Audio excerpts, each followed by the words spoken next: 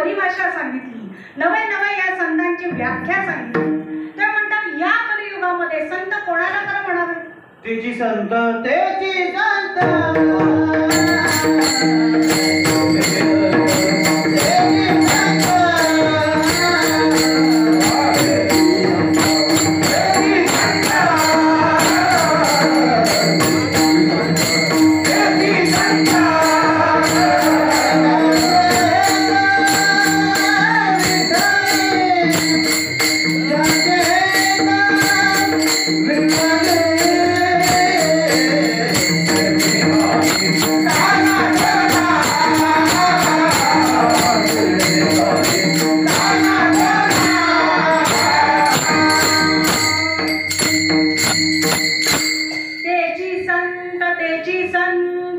ज्यांचा आहे तर विठ्ठले, नेणती काही टाणाटोणा, नामस्मरणा वाचोनी.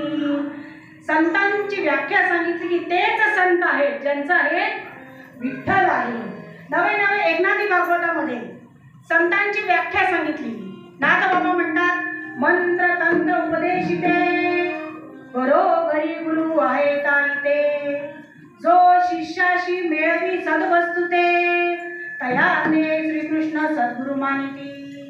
आता याच्या खाली डबल अंडरलाईन करायची. जो मिळवी शिष्याशी सद्वस्तुते, जो शिष्याला सद्वस्तूची ओळख करून देतो तोच खरा साधू आहे.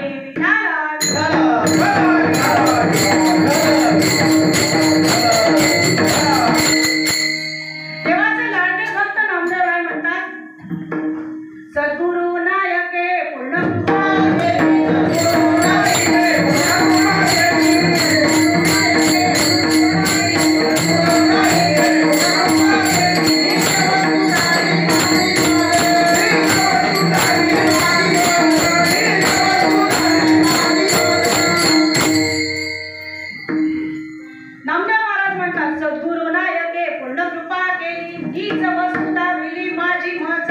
माझे सुख मज दावी आले डोळा, दिदली प्रेम कळा ज्ञान मुद्रा.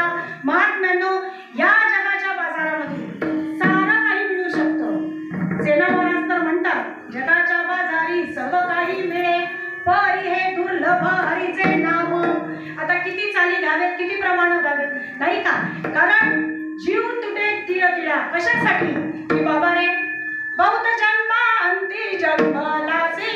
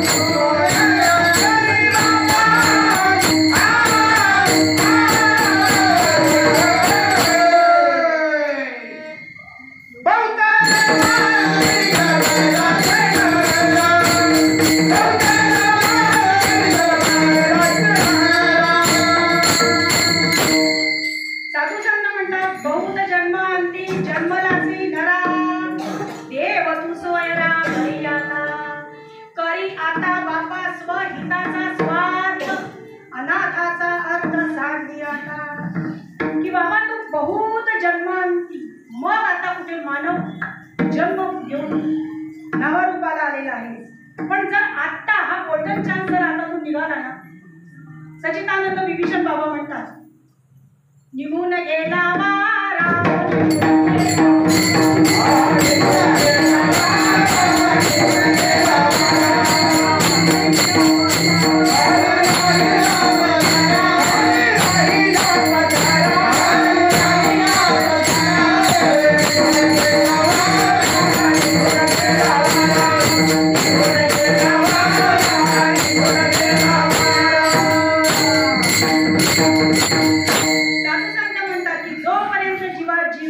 जोपर्यंत श्वास चालू आहे तोपर्यंतच आपल्याला ओळख करून घ्यायची आहे. जर श्वास निघून गेला तर मग काही नाही. बहुत जन्मापासून मग आपण आत्ता कुठे या मानव देहापर्यंत आलेलो आहोत आणि आल्यानंतर आपण खरंच परमपद वाक्याचे. कारण गुरुवर्य नाना बाबा, सच्चिदानंद श्रीपाद बाबा, माने बाबा, नारायण बाबा इतक्या सगळ्या महान संतांची कृपा आपल्यावर झालेली आहे. म्हणूनच त्या साधू संत म्हणतात, लाडकी लेख मी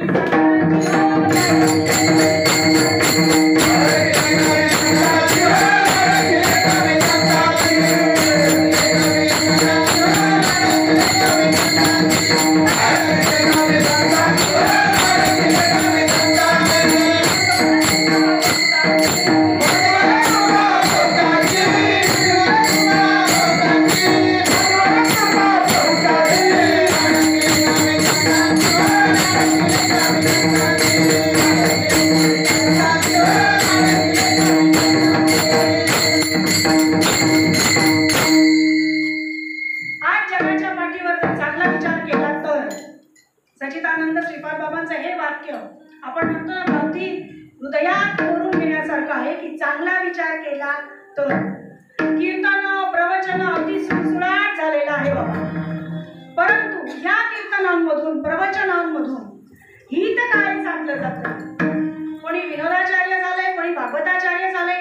साधू संत म्हणतात की हे व्यासपीठ आहे, ही नारदाची गादी आहे, इथून कुणाचाही वैयक्तिक अथवा सांप्रदायिक उल्लेख करायचा नाही. हा उल्लेख किंवा ही निंदा नाहीये, पण तो वस्तुस्थिती मात्र आहे. सुळसुळाट असा चालला आहे की एक भगवत नाम सोडून, प्रभूचं नाम सोडून बाकी सारं काही सांगितलं जात आहे. परंतु जे ओरिजिनल आहे, जे मुख्य आहे, ते सोडून सगळं सांगितलं जात आहे. विठाला विठाला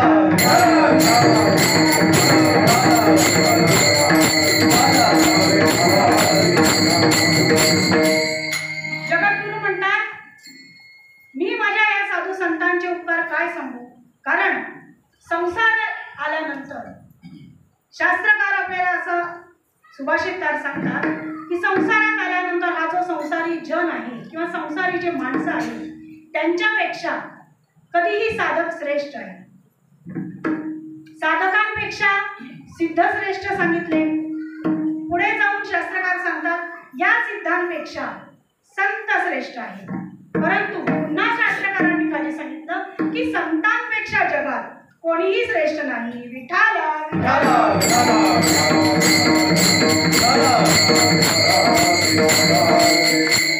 महात्म्यानं एकदा छत्रपती शिवाजी महाराज यांना मनोमन असं वाटलं की चला आपण संतांची भेट घेतली पाहिजे. आणि म्हणून ते रामदास स्वामींच्या दर्शनाला आले.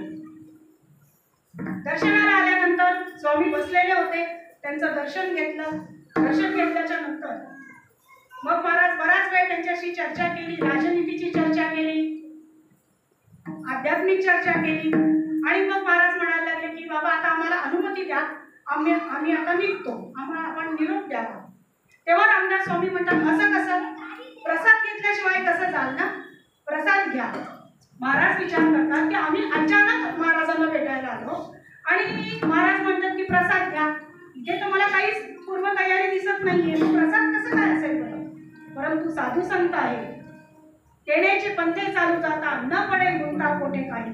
संशय घेण्याचं कारणच नाही. कारण म्हणून संशयाहुनी थोर आणि नाही पाप घर, हा विनाशाची वाहुर प्राण्यासी. संशय नाही आला, परंतु शंका मात्र आली की कसं काय असेल नियोजन प्रयोजन. आणि म्हणून मग त्यांनी सांगितलं की महाराज माझा तर इतका मोठा लवाजमा आहे, बरेच सैनिक आहेत, एवढ्या जणांचं भोजन कसं काय होऊ शकतं. रामदास स्वामींनी कल्याण स्वामींना आदेश केला आणि सांगितलं की पूर्वी पलीकडे म्हणजे 10-20 पावलं पलीकडे गेल्यानंतर एक जांभळीचं झाड आहे. त्या जांभळीच्या झाडाजवळ गेल्यानंतर एक मोठी शिळा त्या जांभळीच्या झाडाच्या पायथ्याशी लावलेली, बुंद्याशी लावलेली. ती शिळा बाजूला काढ. ती शिळा बाजूला काढली आणि आतमध्ये जाऊन पाहिलं तर फार मोठे मोठे पातेले, वरण भात भाजी गोड पदार्थ सारं काही तिथे तयार होतं. त्यांनी आणलं, महाराजांना सगळ्यांनी यथेच्छ भोजन केलं. आणि जाण्यापूर्वी रामदास स्वामी त्यांना सांगतात की माझ्या मनामध्ये एक प्रश्न आहे आणि मला असं वाटतं की महाराज आपण त्या प्रश्नांची उत्तरं मला द्यावी असं माझी इच्छा आहे. मग शिवाजी महाराज म्हणतात की सांगा काय आपले प्रश्न आहेत. जर मला यथाशक्ती यथामती सोडवण्याचा मी प्रयत्न करेन, देण्याचा मी प्रयत्न करेन. तेव्हा रामदास स्वामींनी पहिला प्रश्न विचारला, महाराज या संपूर्ण विश्वामध्ये अंध कोणाला म्हणावं. दुसरा प्रश्न आहे, या संपूर्ण विश्वामध्ये डोळस कोणाला म्हणावं. शिवाजी महाराजांना वाटलं की साहजिकच प्रश्न अतिशय सोपे आहे,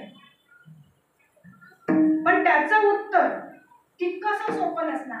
कारण मला महाराज अंध कोण आणि डोळस कोण इतकं सर्वसामान्य असणारा हा प्रश्न नक्कीच नाही. तेव्हा शिवाजी महाराज म्हणतात की मी हे जे उत्तर आहे महाराज आता देत नाही, परंतु विचार करून मी या प्रश्नाचे उत्तर तुम्हाला देईन. आणि असं सांगून त्यांनी निरोप घेतला. छत्रपती शिवाजी महाराज त्यांच्या मुक्कामाच्या ठिकाणी आले राजवाड्यामध्ये. रात्रभर महाराजांना त्यांना झोप लागली नाही. विचार करताय की मला प्रश्न पहिला केला त्यांनी रामदास स्वामींनी की अंध कोण आणि डोळस कोण बरं अंध. साहजिक सरळ सरळ प्रश्न आहे की ज्याला दिसत नाही तो अंध, ज्याला डोळे आहेत तो डोळस. पण झोप लागली नाही. मग आता काय करावं. पुन्हा महाराजांकडे जावं तर महाराजांनी सांगितले की उत्तर घेऊनच परत या. मग काय करावं. मग त्यांनी विचार केला की आता आपण तुकोबारायांकडे गेलो पाहिजे. आणि मग हे शिवाजी राजे तुकोबारायांकडे गेले. तुकोबा महाराजांकडे गेल्यानंतर महात्म्यानं काय सांगावं साधू संतांचं महात्म्य. अहो चंद्रमौळी झोपली, त्यात दगडाचे टाळ आणि अंगणामध्ये ते दगडाचे टाळ वाजवत अभंग गात बसलेले हे तुकोबाराय त्यांनी पाहिले. त्यांचं दर्शन घेतलं आणि खरंच त्यांच्या मनामध्ये कालवा झाली की इतके मोठे विश्ववंद्य विश्वमान्य ज्याला जगद्गुरू म्हणतो की ते कशा परिस्थितीत राहतात. आणि कधी त्यांनी तक्रार सुद्धा केली नाही की आमची परिस्थिती अशी आहे. आपण जर चांगला विचार केला तर अन्न वस्त्र निवारा सच्चिदानंद श्रीपाद बाबांनी या मूलभूत गरजा ज्या आपल्या आहेत त्या नक्कीच व्यवस्थितपणे भागवलेल्या आहेत. तरी सुद्धा आपल्या तक्रारी चालू असतात. त्या नसाव्या. सांगण्याचा दृष्टांतामध्ये थोडासा सिद्धांत असा आहे की तक्रार का बरं कोणत्या गोष्टीची असावी. सद्गुरु कृपेने आपल्याला छानपैकी 2 टाइम सोडून 3 टाइम जेवायला मिळत आहे, अंगावर वस्त्र लिहायला मिळत आहे, नवे आपल्याला छप्पर आहे डोकं झाकायला. चिंता कोणत्या गोष्टीची असावी. पण तरी देखील विनाकारण कुठल्या तरी गोष्टीचं उगाच चिंतनच करत बसायचं, चिंताच करत बसायची. असो दृष्टांत आपण पाहूया. छत्रपती शिवाजी महाराजांनी त्यांना दंडवत केला आणि मग प्रश्न केला की महाराज मी रामदास स्वामींना भेटायला गेलेलो असताना सगळा वृत्तांत सांगितला की मला 2 प्रश्नांची उत्तर त्यांनी विचारली आहे आणि ती उत्तर मला त्यांना द्यायची आहे. पहिला प्रश्न होता अंध कोण, दुसरा प्रश्न होता की डोळस कोण. जगद्गुरू म्हणतात की महाराज अतिशय सोपं आहे, याचं उत्तर मी तुम्हाला नक्की देईन. पण त्याआधी मला असं वाटतं की आपण स्नान करावं इंद्रायणीच्या काठी आणि थोडं निवांतपणा घ्यावं, म्हणजे मग आपल्याला चर्चा करता येईल. तुम्हाला मी त्या प्रश्नांची उत्तरं सांगितली. शिवरायांनी स्नान केला, संध्या आटोपली, सगळं त्यांचं आटोपल्याच्या नंतर मग 2 जण बसलेले आहेत. ही जी आतली बैठक असते ना महाराजांनो, खरंच गुरुवर्य नाना बाबा एक गोष्ट सांगायची, नाही कीर्तनकार झाला ना चालेल, नाही प्रवचनकार झाला तरी चालेल, परंतु आपण कोण आहोत ही जी आतली बैठक आहे ती आधी आपल्याला करून घेता आली पाहिजे. विठ्ठल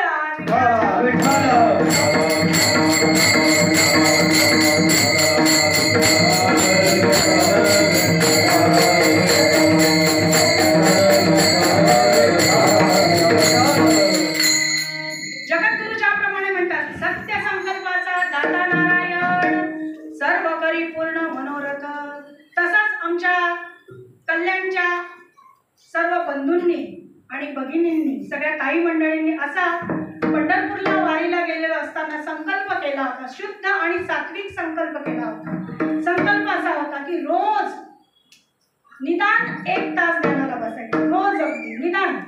हा निदान शब्द आहे. त्याच्या पुढे मग तुम्ही कितीही वेळ बसू शकता, 2 तास 3 तास.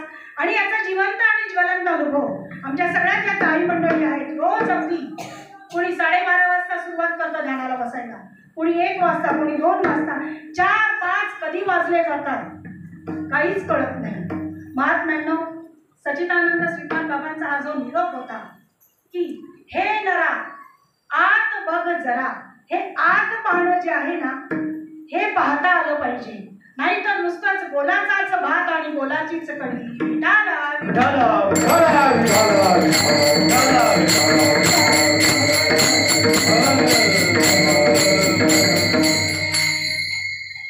जगद्गुरु तुकोबारायांनी पहिल्या प्रश्नाचं उत्तर छत्रपती शिवाजी महाराजांना सांगितलं की महाराज, पहिला प्रश्न तुमचा जो आहे की अंध कोण?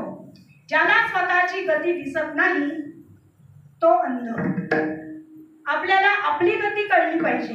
शेजाऱ्याचं काय चाललंय, या संप्रदायाचं काय चाललंय, त्या संप्रदायाचं काय चाललंय, हा कीर्तनकार काय करतोय, तो प्रवचनकार काय करतोय, त्यापेक्षा आपलं काय चालू आहे ते आधी आपल्याला कळलं पाहिजे. विठाला विठाला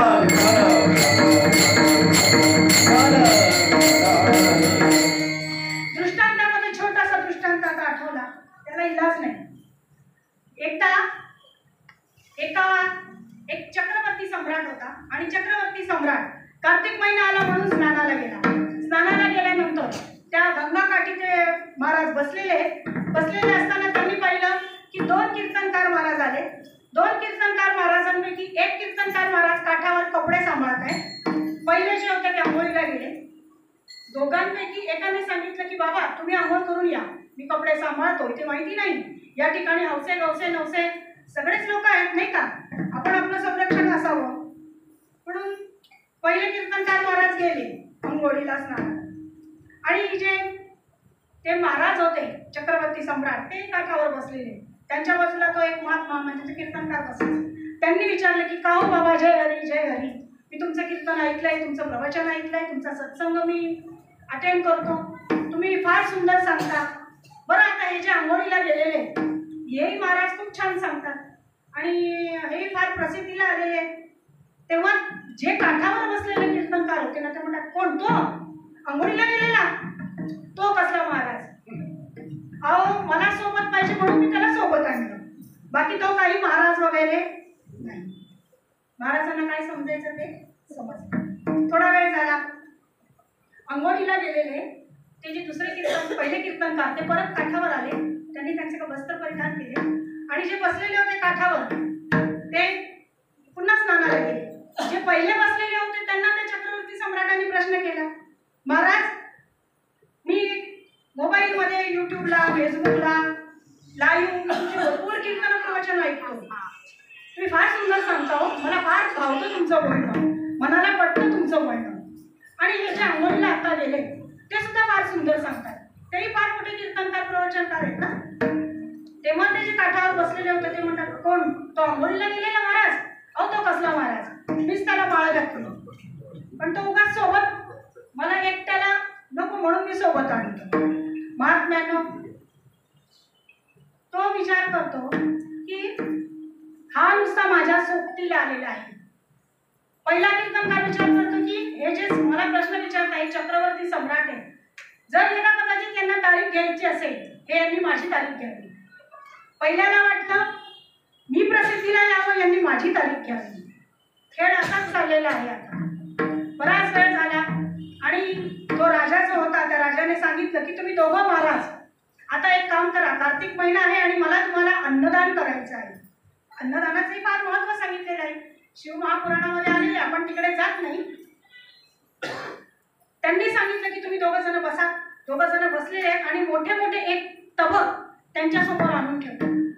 एका तबकामध्ये घास, सुकलेली घास माहिती ना, सुकलेला चारा, आणि दुसऱ्या तबकामध्ये हिरवागार चारा.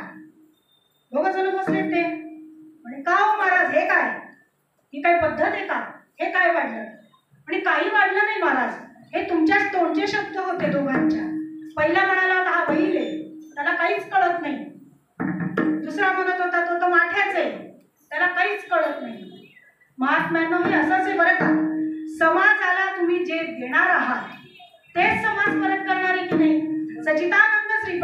सच्चिदानंद रामदास बाबा, गुरुवर्य नाना बाबा, माने बाबा, नारायण बाबा ही जी सगळेच संतांची मांदियाळी होऊन गेली. जगजोगी जगजोगी जाग जाग बोलती, जाग जाग बोलती.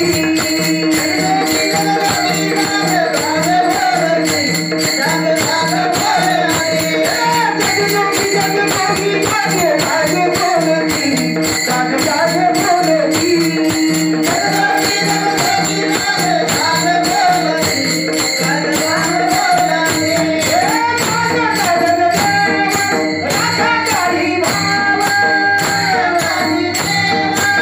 जाग जाग बोलती, जाग जाग बोलती.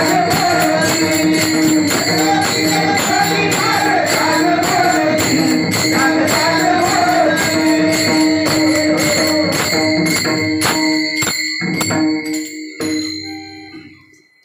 कार्तिक महिन्यातच नाही, 12 महिने कापडा चालू असतो. पण त्यातल्या त्यात आता कापडाला फार अगदी एक उदाहरण आलेलं आहे. जगजोगी जगजोगी जाग जाग बोलती, जगजोगी जगजोगी जाग जाग बोलती.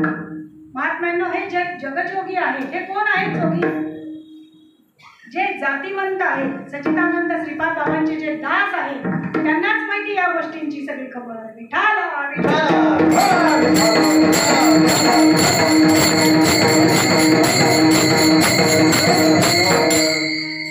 पहिल्या प्रश्नाचं उत्तर समजलं की ज्याला स्वतःची गती कळत नाही, दिसत नाही, तो अंध. दुसरा प्रश्न, डोळस कोण? डोळस कोणाला म्हणावं? महात्मे म्हणतात की जर वाघाचं दूध ठेवायचं असेल, वाघिणीचं जर दूध ठेवायचं असेल तर भांडही सोन्याचंच असायला हवं, नाही का? किंवा आमच्या महिला वर्गाला माहिती की साधं रोजचं जरी दूध तापवायचं असेल तर भांडं आधी स्वच्छ असायला हवं की नाही? भांडं स्वच्छ असेल तर दूध टिकवून ठेवता येईल. नवे नवे ते किती दिवस टिकवता येईल? अहो, त्याचं सार काढता येईल ना. तूप काढल्यानंतर वर्षानुवर्ष ते तूप दुधात दूध रूपांतर केल्यानंतर, क्रिया केल्यानंतर टिकवून ठेवता येईल. तसंच ज्याला स्वस्वरूपाचं ज्ञान झालेलं आहे तोच खरा डोळस. विठाला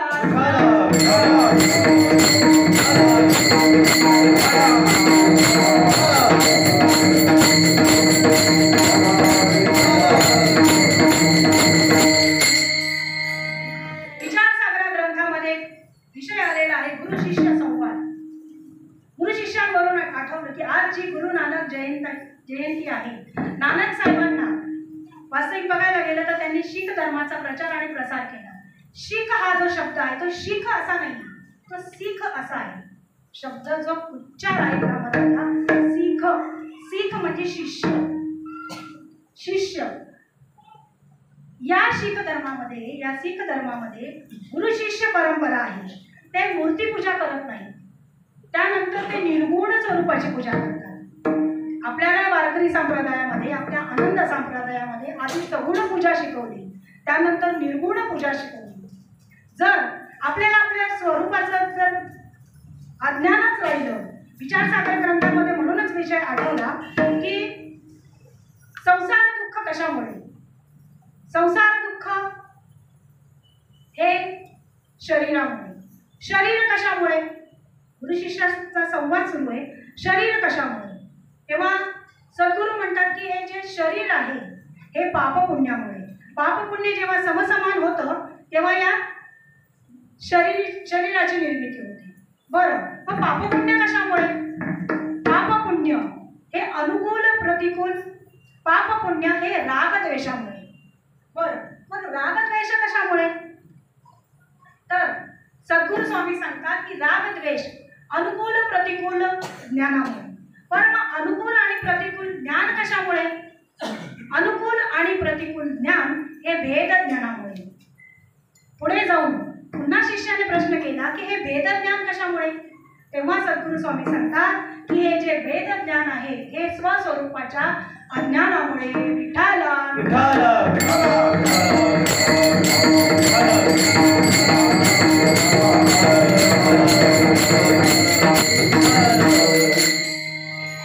छत्रपती शिवाजी महाराजांना दोनही प्रश्नाची उत्तरं कळली की अंध कोण आणि डोळस कोण.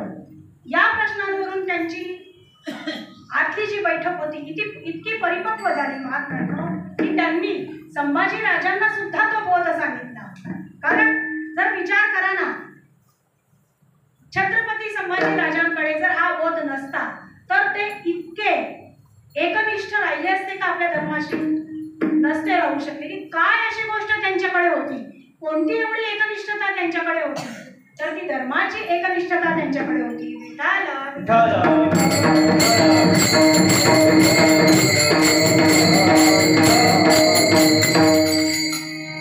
जगद्गुरु आपल्याला तेच पहिल्या चरणातून सांगतात. काय सांगू आता संतांचे उपकार, काय सांगू आता संतांचे उपकार, काय सांगू आता संतांचे उपकार, काय सांगू आता संतांचे उपकार,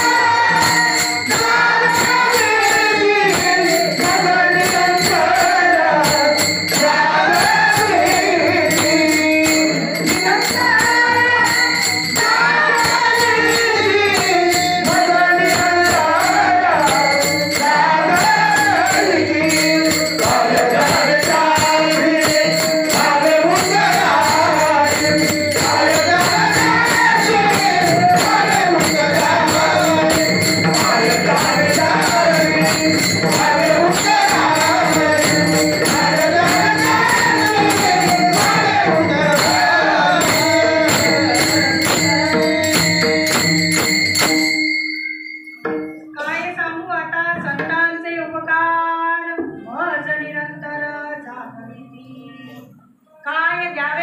भावे उतराई ठेविता हा पायी जीव थोडा.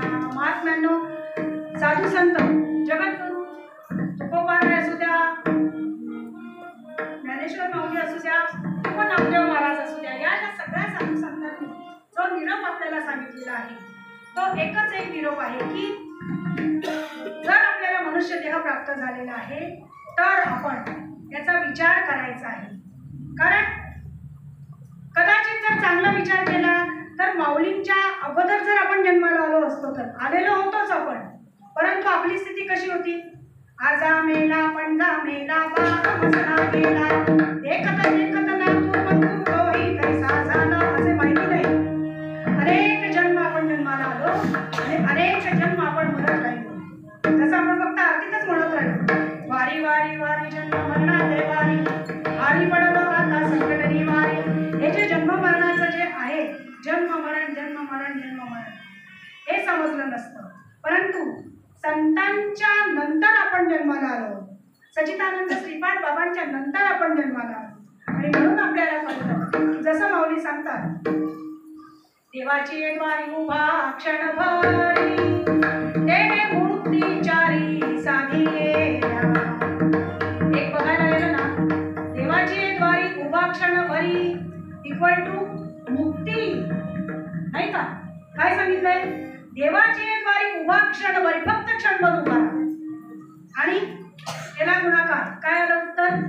4 मुक्त्या मिळाल्या ना, स्वरूपता, समीपता, स्वरूपता आणि सायुज्यता. एका क्षणात नार बाबा तर नार भागवतातून सांगतात की हजारो वर्षापासूनचा जो अंधार त्या गुहेमध्ये आहे, तर काय करावं लागेल म्हणजे तो हजारो वर्षाचा जो अंधार आहे तो दूर होईल. महात्म्यांनो, साधू संतांनी सोपी युक्ती सांगितली. नाही सत्यनारायण करावे लागणार 21, नाही तपश्चर्या करावी लागणार. मग काय करावं लागेल? नाही कार्य करावे लागणार, फक्त एकच गोष्ट करावी लागेल, क्रिया करावी लागेल. ती जी आगपेटी आहे तिचं दर्शन करावं लागेल. आणि एका क्षणामध्ये मग काय होईल? तृणाग्नी मेळे समरस झाले.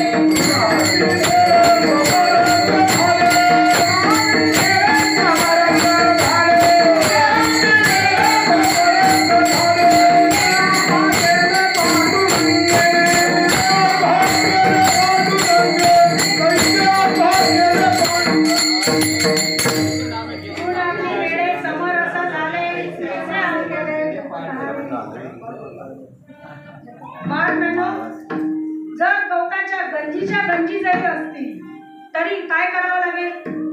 नामस्मरण करावं लागेल ना. एक नाम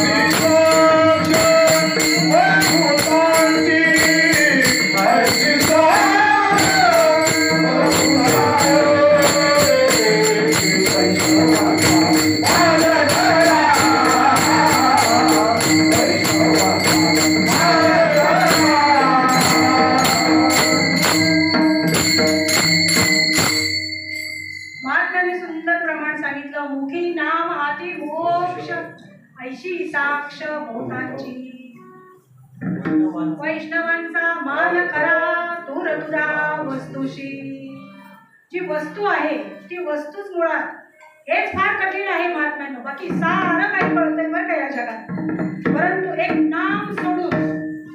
महात्म्यांनी तर सांगितलं एक नाम तारी बाकी सारी कांडारी विठाल.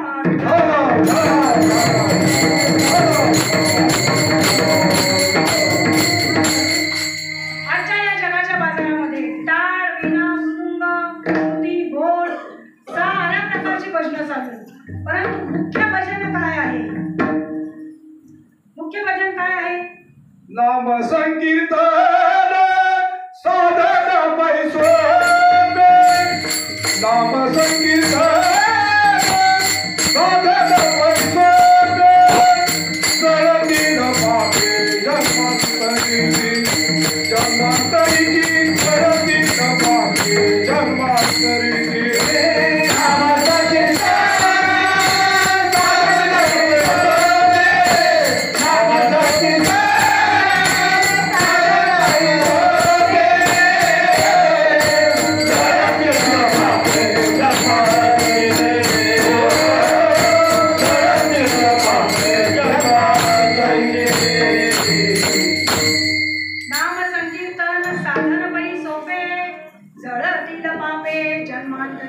पण हे आपल्याला कधी कळायला लागलं?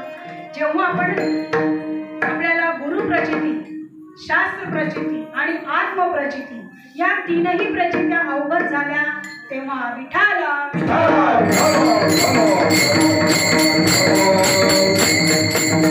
म्हणजे काय? गुरु प्रचिती म्हणजे काय? सद्गुरु मौलींनी जो शब्द दिलेला आहे तो शब्द जसाच्या तसा शास्त्रामध्ये आहे. शास्त्रामध्ये गुणगुणून पाहिलं, अरे हा बाबांनी मला हा मंत्र जो दिला तो याच्यामध्ये आहे. आम्ही महिला वर्गांनी ताई मंडळींनी आमचा एक शोध मोहीम सुरू केली की ऐकतोय आपण कीर्तनकारांकडून प्रवचनकारांकडून ज्ञानेश्वरीमध्ये नाम आहे, कोणी म्हणतं 25 वेळा आहे, कोणी म्हणतं 22 वेळा आहे, परंतु आम्ही काउंट केलं तर ते 23 वेळा निघालं. नाथ भागवतामध्ये आम्ही बघितलं, चला बघूया आता खरं निरीक्षण परीक्षण अवलोकन. तर नाथ भागवतामध्ये आपल्याला जे सच्चिदानंद श्रीपाद बाबांनी नाम दिलेलं आहे ते 31 वेळा आलेलं आहे. दासबोध ग्रंथामध्ये बघितलं तिथे 10 वेळा दिसलं. महात्म्यांनो याला म्हणतात शास्त्र. त्याच्यानंतर जो शब्द सद्गुरूंनी दिला तो फायनल झाला की हा हेच सत्य आहे, नुसतंच सत्य नाही. सत्य तू सत्य तू सत्य तू विठ्ठला, सत्य तू विठ्ठला,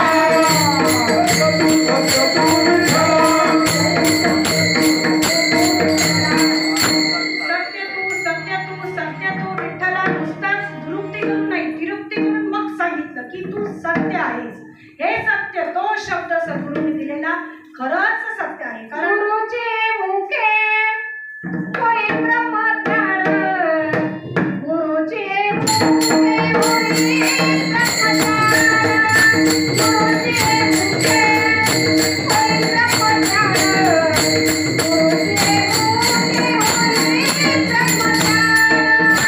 गुरुचे मुखे होई ब्रह्मज्ञान, गुरुचे मुखे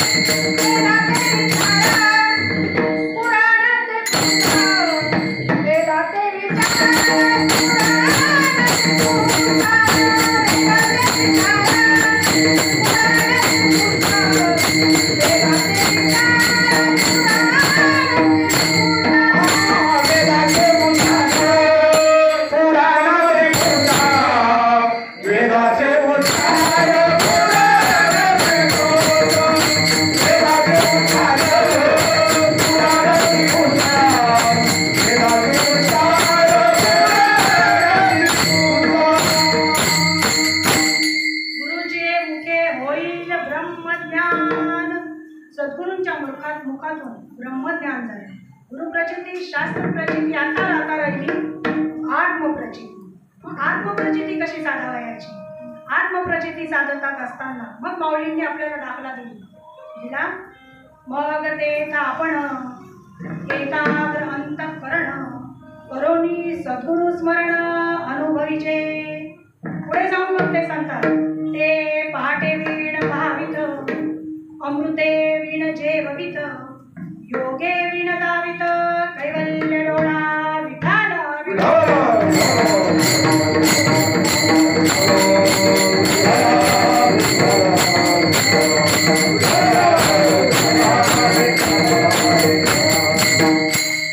महात्म्यांनो, एकदा असाच सप्ताह आमच्या जळगाव जिल्ह्यामध्ये सप्ताह होता आणि बाबांचं कीर्तन सुरू होतं. कीर्तन सुरू असताना विषय असा चालला होता की अष्टसात्विक भाव अवस्था काय आहे. जशी संजयाची झाली, जशी उद्धवाची झाली अवस्था, मग तशी प्रत्येकाची अवस्था झाली पाहिजे. जसं ज्ञानेश्वरीमध्ये म्हणले, चित्त चाकाटले आटू घे, वाचा पांगुळली जेतीची, अपाद पंचकित रोमांचारी. असं अनेक उदाहरणं सांगितली. त्यावेळेला जे बसलेले काही साधक होते त्यांच्या अष्टसात्विक भाव अवस्था झाली. त्यावेळेला ज्या आलेल्या महिला वर्ग होता किंवा जे बंधू होते त्यांच्यामध्ये कुजबूज सुरू झाली. कुजबूज कशी होती बरं मी सांगते. मायव ती तर भूमीलाही मी ती ना माईला ना नाही तर काहीतरी आल्लकच दिखस. कुजबूज त्यांची. आता ते काय म्हणायला लागले की हे काहीतरी वेगळंच दिसतंय, यांच्या अंगामध्ये येतंय. येस नापासून थोडं दूरच राहा, 2 हात. काय सांगितलंय? यांच्यापासून 2 हात लांब राहा. महात्म्यानो, जर काय सांगा विठाल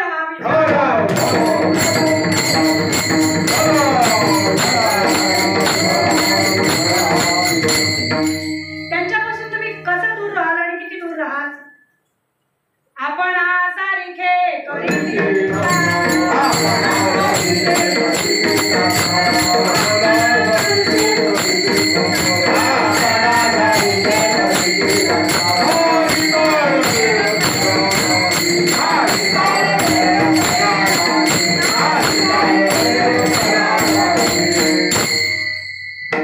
साधू संतांच्या एकदा रंगामध्ये तुम्ही रंगलात, त्यांनी अनुग्रह दिला, बैठक मांडली. बैठकीमध्ये त्यांनी सांगितलं की भाऊ हा शब्द आहे. हा शब्द कसा आहे?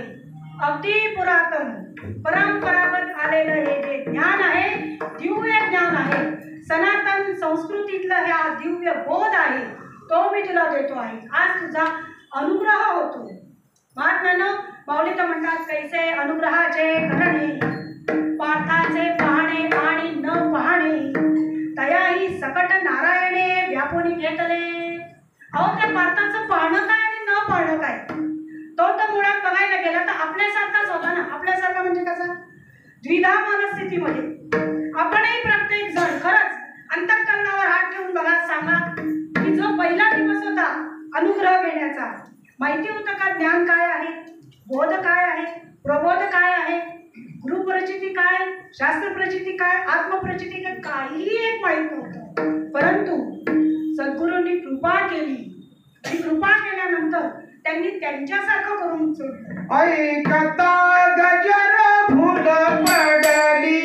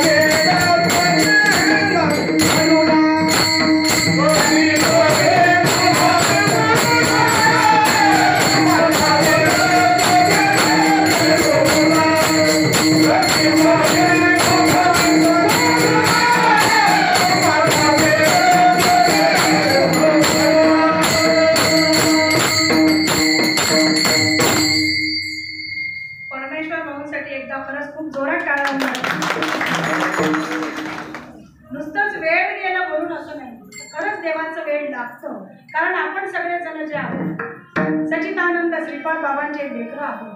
नवे नवे सच्चिदानंद श्रीपाद बाबांचे पुढचे अंश आहोत. भगवान परमात्म्याने तर नुसतं फक्त गीतेत सांगून ठेवलं, ममैव अंशो जीव लोके जीव भूत सनातन हा प्रकृती स्थानी कर्षित. म्हणजे महात्म्यानं एक चांगला विचार केला ना तर भगवान परमात्मा सांगतो की संपूर्ण चराचरामध्ये जे काही दिसत आहे ते माझाच एक अंश आहे. आणि सच्चिदानंद श्रीपाद बाबांनी आणखी पुढे जाऊन सांगितलं की भाऊ रे, तुझा श्वास हाच देव आहे. म्हणून तर कबीर महाराज सांगतात, गुरु को कीजे बंदगी कोटि कोटि प्रणाम, कीट न जाने भृंगी को गुरु करे आप समान. कबीरा गुरु करे आप समान. संत महात्मे म्हणतात, गुरु को कीजे बंदगी कोटि कोटि प्रणाम, कीट न जाने भृंगी करो गुरु करे आप समान. महात्म्यानं हे कधी होईल माहिती का? जेव्हा चिंतन चित्ताला लावलं तर. जर चिंतन चित्ताला, चिंतन चित्ताला, चिंतन चित्ताला, चिंतन चित्ताला, चिंतन चित्ताला, चिंतन चित्ताला, चिंतन चित्ताला,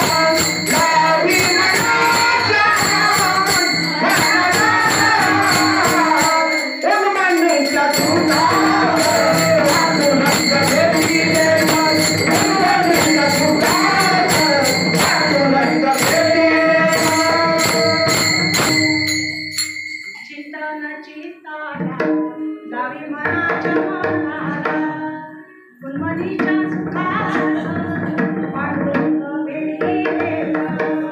महात्म्यांनो, हे जे चिंतन आहे हे चित्ताला लावता आलं पाहिजे. पण बाकीचं बघायला गेलं तर जगामध्ये असं चाललेलं आहे की त्या राबियाची सुई हरवली. शास्त्रामध्ये असा उल्लेख आलेला आहे, धावता दृष्टांत सांगते. राबियाची सुई हरवली.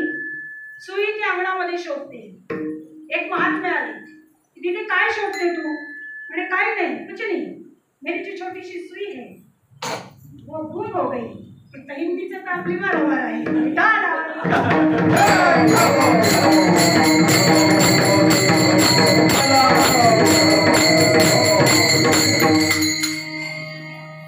अनाड़ी दुनिया भजन बिना कैसी तरी. अनाड़ी दुनिया भजन बिना कैसी तरी. अनाड़ी दुनिया भजन बिना कैसी तरी. अनाड़ी दुनिया भजन बिना कैसी तरी. कई कबीर सुन बैठा के नाम कहियो, के नाम कहियो.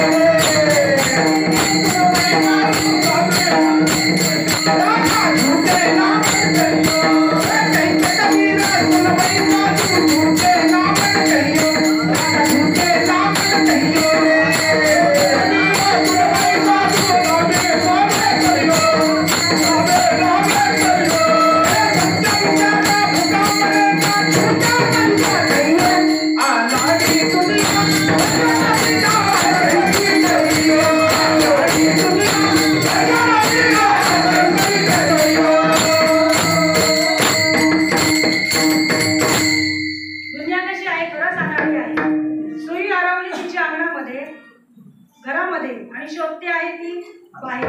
महात्मे म्हणतात की बाबा तुझी सुई इथे तू काय करत होती? म्हणे काही नाही, मी हात शिलाई करत होती. सुई बारीक होती.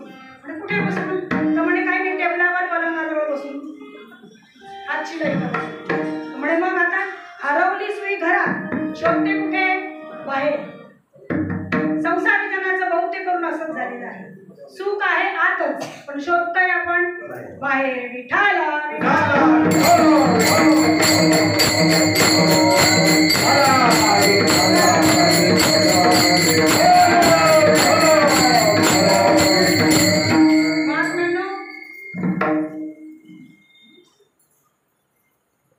ज्ञानेश्वर माऊलींनी खरंच वाचा सुद्धा काय बोलावं आणि किती बोलावं माऊलींच्या बद्दल.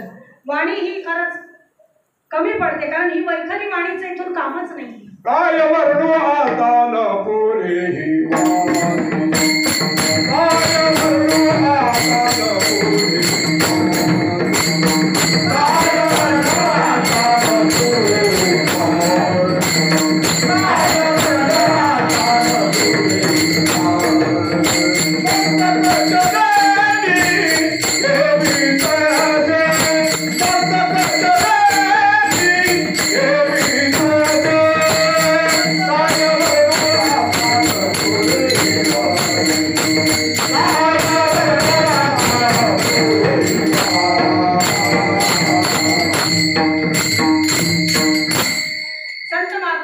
काय वर्णू आता न पुरे ही वाणी. स्वामी विवेकानंद जेव्हा रामकृष्ण परमहंसांना शरण गेले, बघायला गेलं तर ते क्वालिफाईड होते, चांगले उच्च शिक्षित होते, परंतु तरी सुद्धा द्विधा मनस्थिती होती. सगळे लोक देवाच्या मागे लागले. हा देव देव देव म्हणतात, पण नेमका देव आहे तरी कसा? तो कुठे आहे? वास्तविक बघायला ते काही नास्तिक नव्हते, आस्तिकच होते. कारण त्यांची जी माता होती भुवनेश्वरी माता, ती निस्सीम शिवभक्त होती. नवे नवे स्वामी विवेकानंद सुद्धा लहानपणापासूनच शिवभक्त होते, परंतु तरी सुद्धा कुठेतरी मनामध्ये द्विधा मनस्थिती होती की जो देव म्हणतात तो कुठे असेल, आहे का नाही. रामकृष्ण परमहंसांची आणि त्यांची जेव्हा गाठ पडली तेव्हा त्यांनी रामकृष्ण परमहंसांना प्रश्न केला, मला देव पाहायचा आहे, तुम्ही इथे या ओंजळीमध्ये मला देव दाखवाल का? त्यावेळेला रामकृष्ण परमहंसांनी सांगितलं की बाबा रे, तू जिथे म्हणशील तिथे मी तुला देव दाखवून देईन, परंतु मी म्हणेन, मी सांगेन ते तुला करावं लागेल. त्यावेळेला रामकृष्ण परमहंसांबरोबर सगळ्यांना दृष्टांत सिद्धांत माहिती आहे. स्वामी विवेकानंद गेले, त्यांना अनुग्रह झाल्याच्या नंतर मग रामकृष्ण परमहंसांनी स्वस्वरूपाची ओळख त्यांना त्या उंजळीमध्ये दाखवली. आणि दाखवत असताना ज्या पद्धतीने रामदास स्वामींनी एक ओवी दासबोध ग्रंथामध्ये खर्च केली आणि देवाची व्याख्या सांगितली. जन्म नाही, मृत्यू नाही, येणे नाही, जाणे नाही, बद्ध मोक्ष दोन्ही नाही, परमात्मयासी विठाला.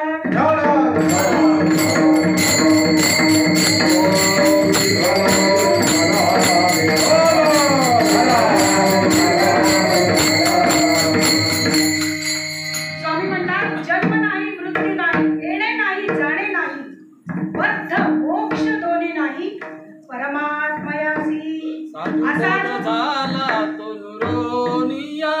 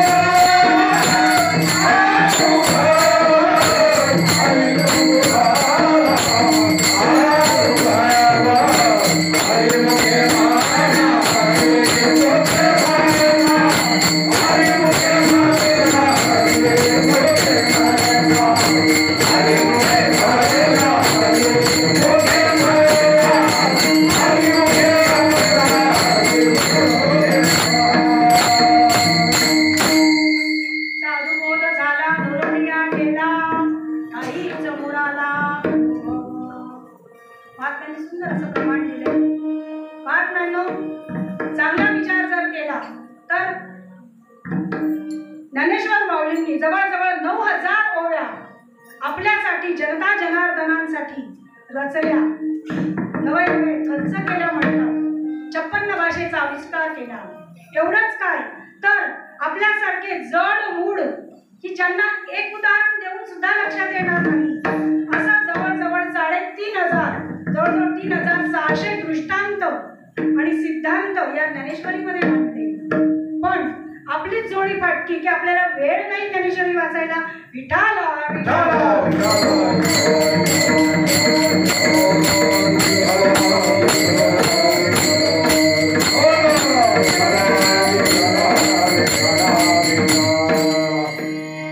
जग भक्ती करतय, देव देव करतय असे म्हणतात. देव देव म्हणून व्यर्थ का हिंडसी, नीज देव नेनसी कोटी काही. देव आपल्या आतच आहे, परंतु ते संत महात्मे जीवनात येणं फार गरजेचं आहे. एकदा नित्यानंद स्वामींचा दृष्टांत एक छोटासा आठवला, तो जाता जाता सांगूया, ऐकूया. नित्यानंद स्वामींना जेव्हा त्यांच्या कानावर एक गोष्ट आली, वार्ता आली की त्यांचे सद्गुरू होते, ते त्यांना देवाज्ञा झाली सद्गुरूंना. आणि त्या निजानंद स्वामींना हे जेव्हा कळलं, त्यांच्या कानावर ही गोष्ट कळल्याबरोबर ते धावतच सुटले. वास्तविक बघायला निजानंद स्वामी हे त्यावेळेला फार प्रख्यात, विख्यात आणि नामांकित असे तत्ववेत्ते होते, प्रवचनकार होते. त्यांचे शिष्य बघतायत की असं काय झालं की आपले सद्गुरू धावतच सुटले. बरं, त्यांच्याबरोबर त्यांचे शिष्य मंडळी निघाले. फार जुना काळ आहे हा. आणि निजानंद स्वामी जिथे त्यांचे सद्गुरू त्यांचा देह ठेवलेला होता तिथे गेले आणि त्या देहाला कवटाळून मोक्षामोक्षी खूप रडू लागले. इतके रडू लागले की धाय मोकळून ते रडताय. शिष्यगण आले आणि निजानंद स्वामींना त्यांनी थोडं सावरलं आणि म्हणतात की महाराज, अहो असं काय करता, तुम्ही लोकांना ज्ञान सांगता, आम्हाला सगळ्यांना तुम्ही उपकृत करता आणि तुम्ही इतकं देहभान हरवून तुम्ही रडता, असं करू नका, हे बरं दिसत नाही. तेव्हा निजानंद स्वामी म्हणतात की अरे बाबांनो, तुम्हाला काय सांगू, जर हा एक देह नसता तर ज्याला देव म्हणतात, ज्याला तत्व म्हणतात, ज्याला तत्वज्ञान, आत्मज्ञान हे जे सगळं काही आहे ना, हे मला काहीही एक कळलं नसतं. हा एक देव होता म्हणून मला हे कळलं. आणि तेच तुकोबारा या भंगाच्या दुसऱ्या चरणाचा काय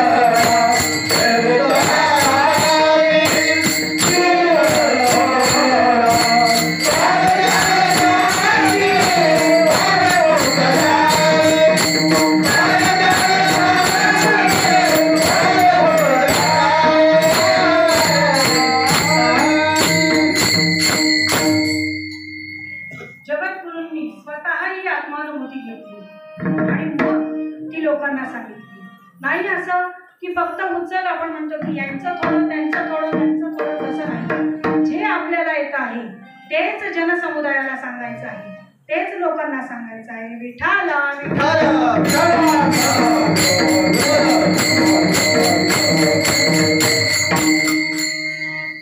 कारण कीर्तन आणि प्रवचन हे चांगला जर विचार केला तर हा एक प्रसाराचं माध्यम आहे, एक प्रचाराचं माध्यम आहे.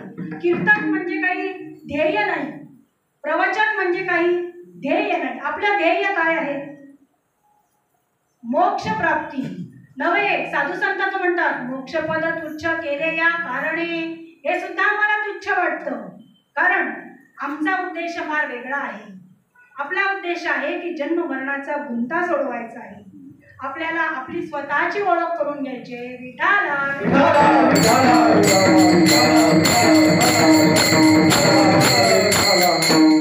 एका ठिकाणी सुभाषितकार म्हणतात, change your thoughts change your destiny.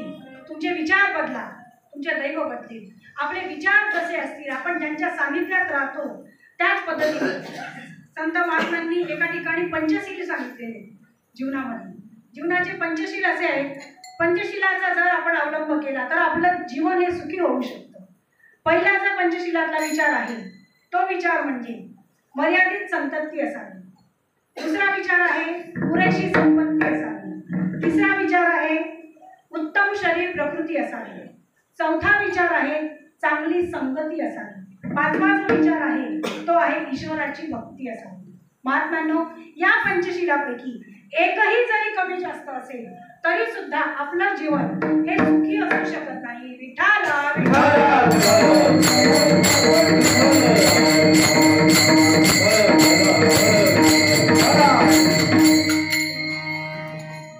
घड्याळीचा काटा एक एक क्षण पटापट पटापट पुढे जातो आहे. महात्म्यांनो, पहिली जी गोष्ट सांगितली की मर्यादित संतती असावी. पूर्वीच्या काळी 8-8, 10-10, 9-9, 11-11 मुलं असायची. आता तसं जमणार आहे का? शालेय शिक्षण, अन्न वस्त्र निवारा सगळ्या त्यांच्या मूलभूत गरजा मुलांच्या कुटुंबाच्या पुऱ्या करता करता या कलियुगामध्ये महागाईच्या काळामध्ये सारं काही कठीण होऊन बसलेलं आहे. महात्म्यांना पैशाचं सोंगड होऊन करता येत नाही. तसंच म्हणून सांगितलंय त्यांना, हे साधू संतांना आधी माहिती होतं की येणारा जो काळ आहे अतिशय दुष्कर आहे. म्हणूनच त्यांनी हा एक नियम घालून दिला की मर्यादित असावी संतती, जेणेकरून आपणही सुखी, कुटुंब सुखी आणि आपला अध्यात्म देखील आपण आनंदाने प्रसन्नतेने करू शकतो. दुसरा विचार सांगितला की पुरेशी संपत्ती असावी. संपत्ती असावी परंतु ती पुरेशी असावी. पुरेशी म्हणजे कशी? मग आपल्याला टाटा बिर्ला अंबानी होण्याचं टार्गेट ठेवायचंय का? आणि काय करणार आहे ते ठेवून? कारण साधू संत म्हणतात श्वास श्वास से नामले वृथा श्वास मत खो, ना जाने फिर श्वास का पावन होय न होय कबीरा, पावन होय न होय.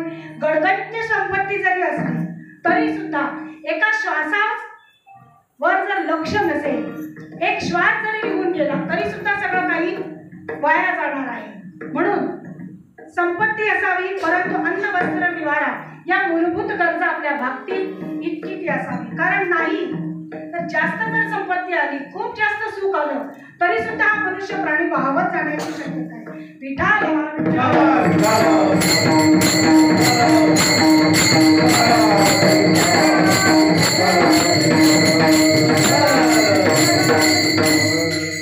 कोणाची निंदा म्हणून नाही परंतु वस्तुस्थिती सांगते. महात्म्यांनो, आमच्या गावाला हिंगोना गाव आहे आणि त्या गावामध्ये आता सप्ताह सुरू होणार आहे.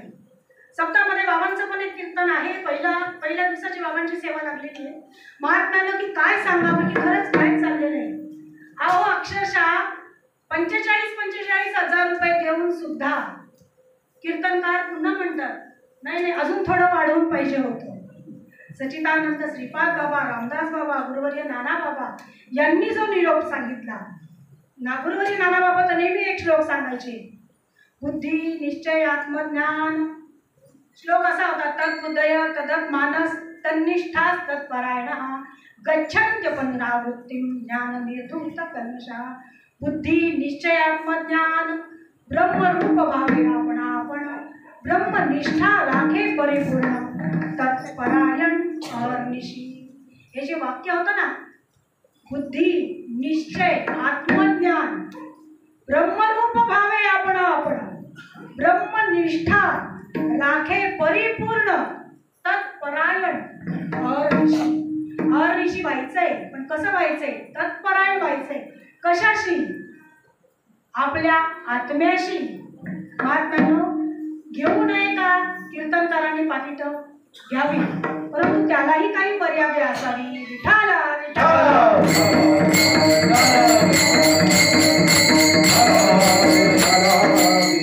माझ्या संत महात्म्यांनी हाडाची काढ केली, रक्ताचं पाणी केलं. हो नव्हे नव्हे, अनिल बाबांना माहिती की घरातली भांडी विकून त्यांनी परमार्थ केला आणि आपल्या पुढे हा परमार्थ आणून सोपा करून ठेवला. संत उदार उदार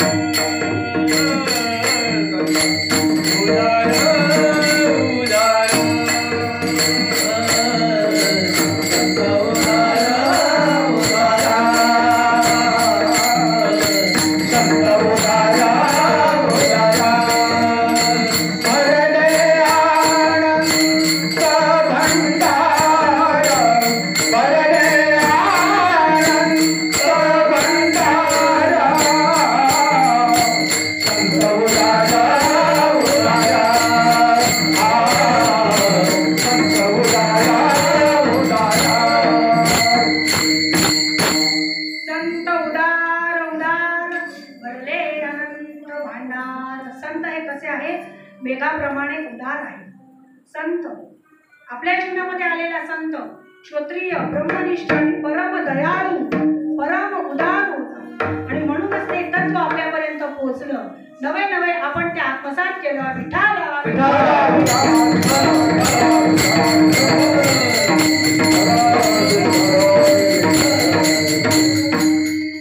शास्त्रकार सांगतात, सर्व धर्म परित्याज्यम मामेकं शरणं व्रज अहत्वा सर्व पापेभ्यो मोक्ष इष्यामि मा शुचः. अर्जुना, तू काहीही एक करू नकोस. काय कर? एका मला शरण ये. एका तू मला शरण आलास ना बघ बाबा, तुला काहीच चिंता करण्याचं कारणच नाही. कारण जो मज होय अनन्य शरण, त्याचे निवारी मी जन्म मरण. या लागी शरणागत्या शरण्य विचिरे तू. विठाला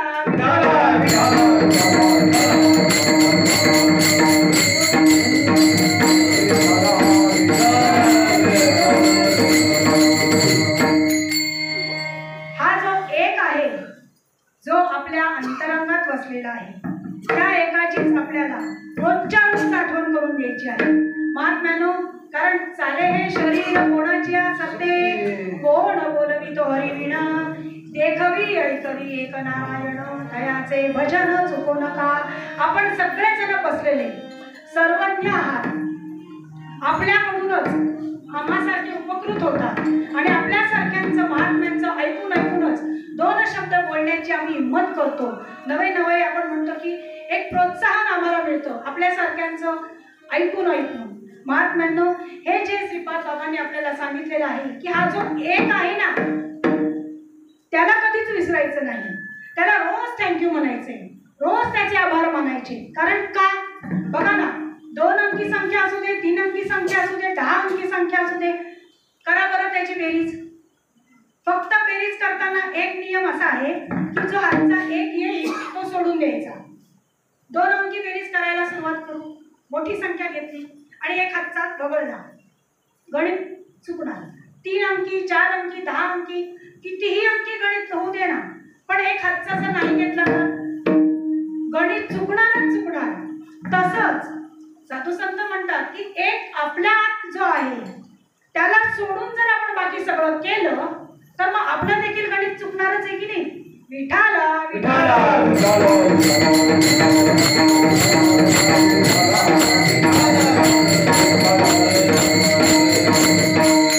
साधू संतांनी हा जो निरोप आपल्याला दिलेला आहे, कोहम कस्त्वं कुत आयातः को मे जननी को मे तातः. त्यांनी सांगितलंय कोहम कथमिदं जातं को वै कर्तास्य विद्यते उपादानं किमस्ति विचारः स्वयमिदृशः. आद्य शंकराचार्य असू दे, सुभाषितकार असू दे, शास्त्रकार असू दे, सगळ्यांचं म्हणणं इथून तिथून एक आहे, मी कोण आहे?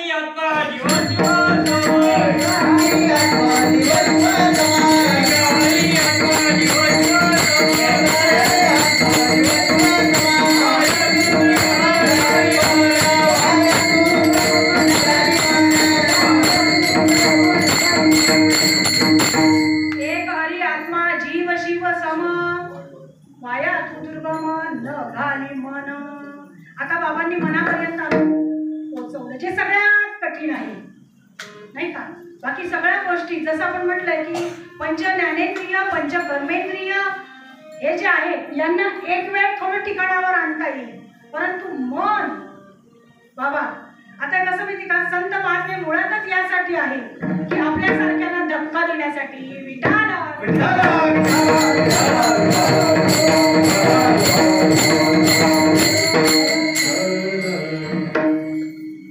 भगवद्गीतेमध्ये 2रा अध्याय 67वा श्लोक सांगितलाय, इंद्रियाणाम हि चरताम यद मनोनु विधीयते तदस्य हरति प्रज्ञानाम वायुर्नाम विवाम. जसं वारा येतो आणि त्या नौकेला, तो सोसाट्याचा सुटलेला वारा त्या नौकेला पाण्यामध्ये बुडवून टाकतो, त्याच पद्धतीने जर हे जे मन आहे बलवदृढम म्हटलेलं आहे भगवद्गीतेत, काय आहे ते बलवदृढम, अतिशय बल आहे त्याचं आणि ते दृढ असं आहे. जर त्या मनाच्याच दिशेने चालत राहिलं ना तर जशी ती नौका पाण्यामध्ये बुडून जाते ना तसं मग आपणही बुडल्याशिवाय राहणार नाही. विठाला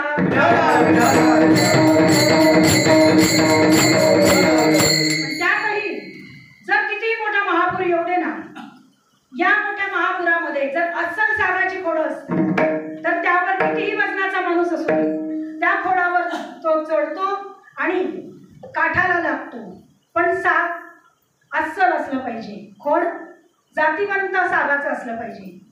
आणि ते जर एखादं कमकुवत झाडाचं असलं तर एखादा छोटासा कावळा जरी त्या खोडावर बसला तरी खोडही बुडेल आणि कावळाही बुडेल. विठाला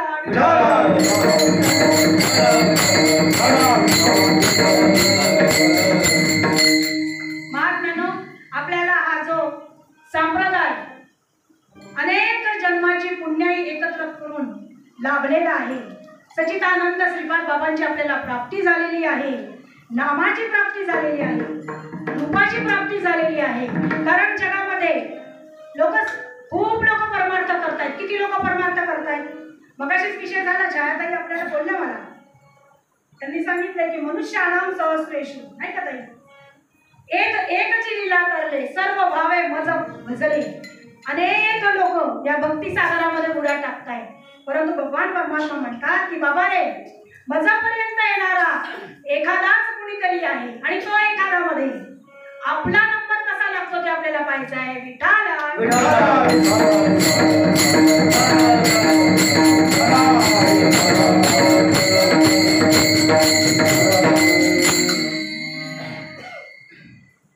जगद्गुरु म्हणतात आपल्याला ही जी भक्तीची गंगा आहे ही प्रवाहित ठेवायची असेल तर आपलं आचरण हे अतिशय सोज्वळ असलं पाहिजे. आपले आचार, आपला विचार, आपला उच्चार हा शुद्ध, सात्विक आणि पवित्र गंगेप्रमाणे असला पाहिजे. कारण आचार शुद्ध असेल तर विचार शुद्ध असतील, विचार शुद्ध असतील, व्यवस्थितच सगळं चालेल नाही का. परंतु महात्म्यांनो, साधू संत सांगतात की बोलत असताना थोडंसं जपून बोलायचं आहे.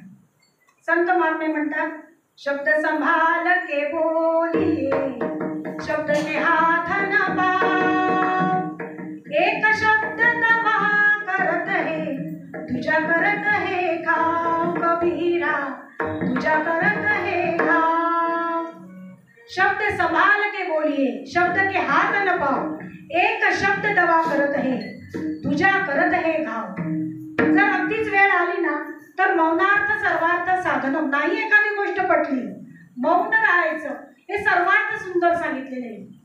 बघा ना, ती पांचाली जिला आपण 5 सतींमध्ये जागा दिली, अहल्या, द्रौपदी, सीता, तारा, मंदोदरी तथा पंचकन्या स्मरण्य महापातक नाशना. त्या द्रौपदी मातेने अगदी कुत्सितपणे ती थोडीशी हसली आणि काय बोलली, आंधळ्याची मुले आंधळी, बोलणं बघा किती किती जपून बोलायचं आहे. आणि या एका बोलण्यामुळे आंधळाची मुलं अवघी आंधळे बोलल्यामुळे अख्खं महाभारत नाही का घडलं. त्याच्यामुळे आपण सुद्धा साधकांनी बोलत असताना वागत असताना अगदी जसं सांगितलंय बाबा तर म्हणतात की मोजकं तोलून मापून मोजून बोला. विठाला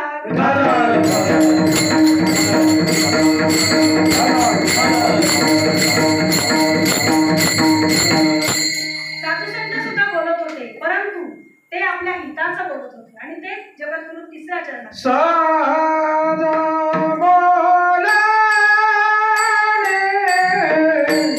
हितवू पडे. साधा बोलाने हितवू पडे.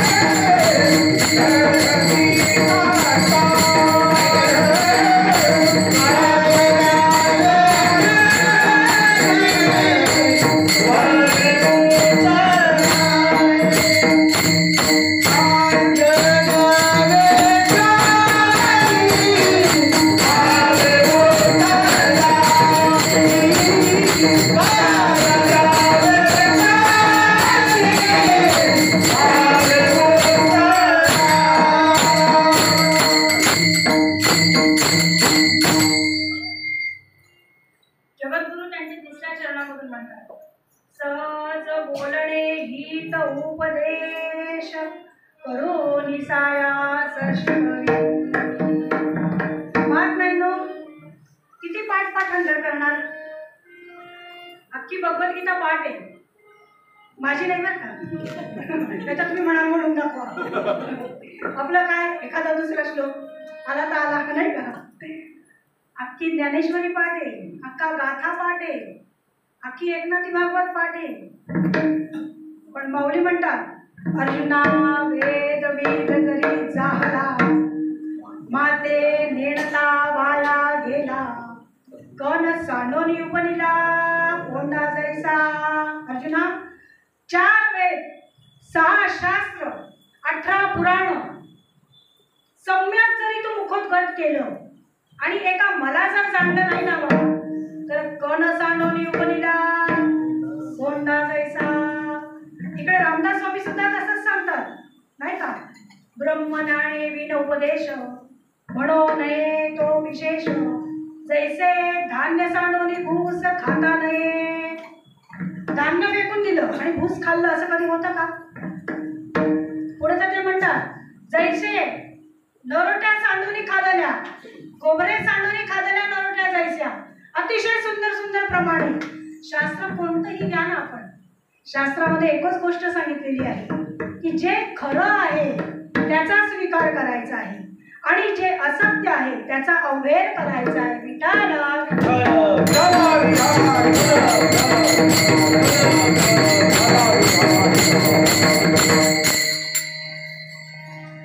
आमच्या भारतीताईंचा एक पॅटर्न श्लोक आहे.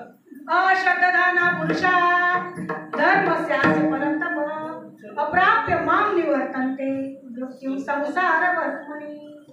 आमच्या खरंच स्वाभिमान वाटतो मला सुद्धा सांगावं असं, कारण जे जे आपण असे डावे केले ते तुझी याची सांगावे असा एकही दिवस महात्म्यानो जात नाही की सगळे पहिला मंडळ एकत्र येऊन एक रविवारचा अपवाद सोडला तर, कारण महाराज लोकांना सुट्ट्या असतात, मुलांना सुट्ट्या असतात, पण बाकीचे जे 6 दिवस आहेत ते 6 दिवस रोजचा सत्संग चालू असतो.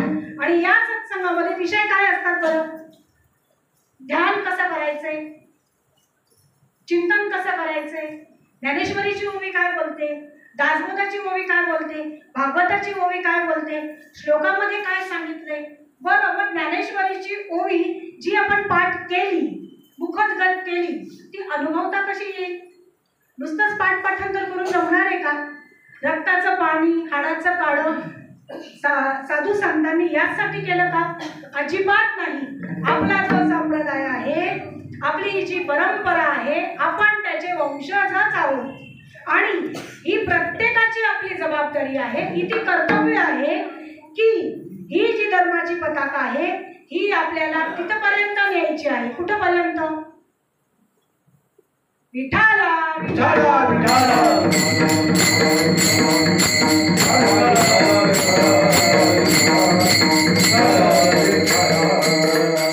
जिथपासून भक्तीची सुरुवात झाली, जिथपर्यंत भक्तीची शेवट आहे तिथपर्यंत न्यायचं आहे. आणि म्हणून महात्म्यांनो आता सुंदर असं एक पांडुरंगाचं भजन घेऊया.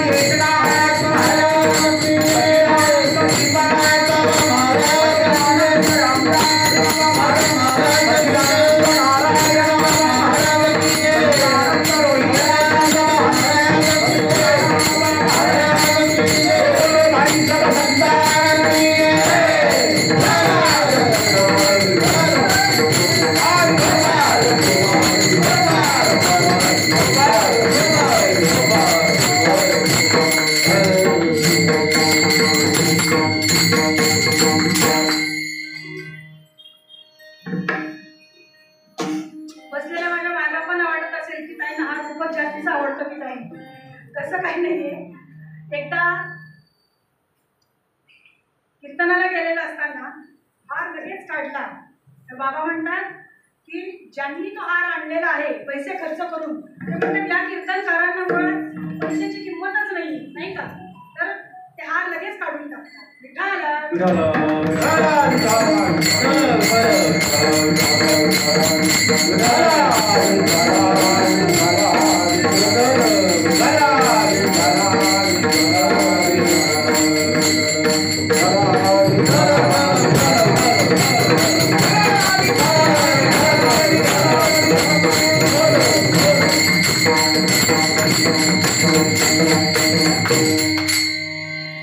महात्म्यांनो, जगद्गुरु म्हणतात सहज बोलणे हितोपदेश करो निसायास शिकविती. अभंग अतिशय सोपा, सगळ्यांच्या पाठांतरातला आणि सुंदर असा घेतलेला होता, नवे नवे अनुभवाचा. बाकीचं म्हणण्यापेक्षा की आपल्याला आपल्या सद्गुरू स्वामींनी जो बोध दिलेला आहे तो अंतरात किती ठसावला आहे. नवे नवे आपल्या जे चिंतन मनन चालू आहे, जे अनुसंधान चालू आहे ते बरोबर चालू आहे की नाही याचा पडताळा करण्यासाठी ही कीर्तन प्रवचन आहे ना, की स्वतः आपल्याला प्रसिद्धी मिळवण्यासाठी किंवा खूप काहीतरी लोकांच्या नजरेत येण्यासाठी. विठाला विठाला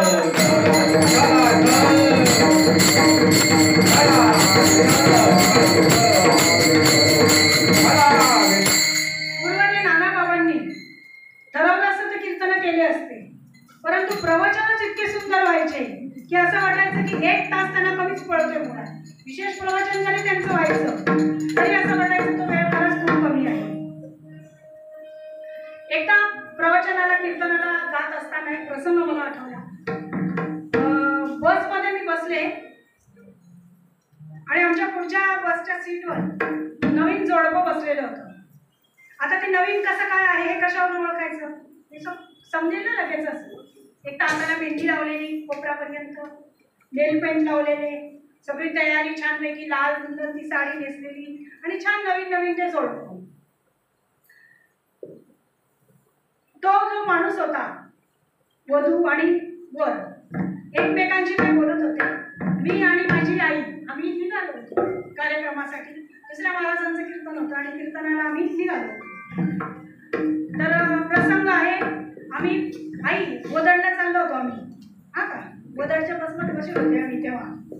आणि मग नंतर निघालो. बसलेला असताना तो माणूस त्या बाईला विचारतो, तुला म्हणजे आमच्या त्या भुसावळच्या भाषेमध्ये, माझ्या डोळ्यामध्ये तुला काय दिशी राहिलं.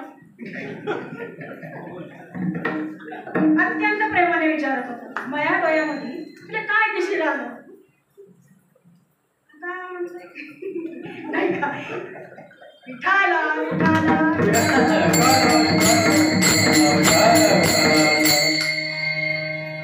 आणि मग ती ताई म्हणते, कानी तुमच्या डोळ्यामध्ये मला सगळं जग दिशी राहिलं. मला असं वाटतं म्हणजे सगळं जगच तुमचे डोळे आहेत. महात्म्यांनो मी विचार करते, बापरे काय भारी काम आहे ना, सगळं जग या बाबाच्या डोळ्यात येणं दिसतंय. माझी आई आता शेवटी कसं वयोवृद्ध माणसं म्हणजे, भाऊ आमची गाडी कुठपर्यंत आली सांग बरं, डोळ्यात पैसा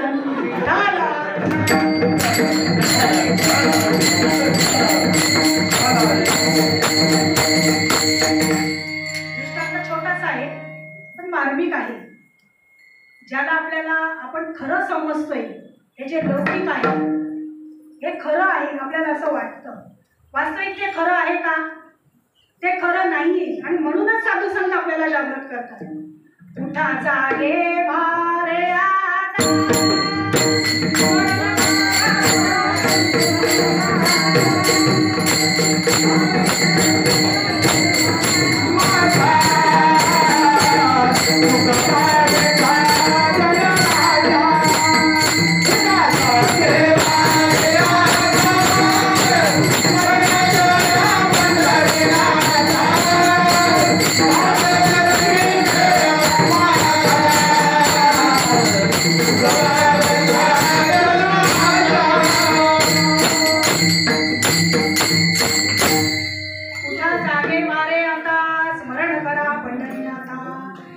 चरणी ठेवा माथा, चुकवी यथा जन्माच्या. धन दारा पुत्र जन बंधू सोय रे विष्णू. हे जे सगळं आहे आपल्याला जे खरं वाचतंय ते वास्तविक खरं नाही, आणि जे नाही दिसत आहे तेच खरं आहे. परंतु लोक आज अगदीच भलत्याच्या मागे लागले. अगदी जाता जाता थोडक्यात सांगायचं, तुका म्हणे कैसे आंधळे जन गेले विसरुनी खऱ्या देवा. महात्म्यांनो जो अभंग घेतलेला होता, काय सांगू आता संतांचे उपकार मज निरंतर जागरी. काय द्यावे त्याची व्हावे उतराई, ठेविता पायी जीव थोडा. सहज बोलणे हित उपदेश करुणी सायास शिकविती. शेवटच्या चरणामध्ये तुकोबाराय सांगतात, तुका म्हणे वत्स धेनुवेच्या चित्ती तैसे मजयती सांभाळित. आपल्याला सांभाळायला कोण कोण आहे? जगद्गुरु तुकोबारा आहेत, नाथ बाबा आहेत, ज्ञानेश्वर माऊली आहेत, सच्चिदानंद श्रीपाद बाबा, रामदास बाबा, उभे असलेले माझे सगळेच गुरुमाऊली आणि आपल्या सर्वांच्या कृपा आशीर्वादाने शेवटच्या चरणामध्ये मग सांगतात. तुका म्हणे वाजा धेनुवेच्या चित्ती, तुका म्हणे वाजा धेनुवेच्या चित्ती,